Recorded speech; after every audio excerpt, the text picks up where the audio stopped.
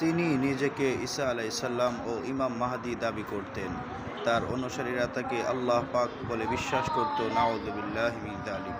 মৃত্যুর পর তারা 10 দিন নিরামিষ ভোজ পালন করে এবং তার বাড়ির দিকে ফিরে দিনে 2 ওয়াক্ত নামাজ পড়তে থাকে।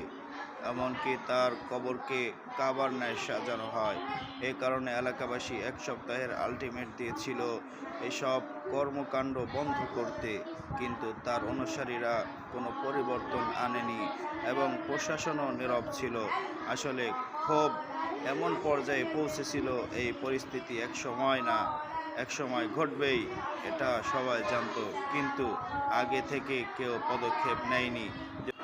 যদিও তার লাশ পোড়ানো হয়তো ঠিক হয়নি, তবে পরিস্থিতি অনুযায়ী অন্য কোনো সমাধানও যথাযথ ছিল বলে জানা যাচ্ছে না। আজকের ভাইরাল সংবাদ এই পর্যন্ত। সকলে ভালো থাকবেন।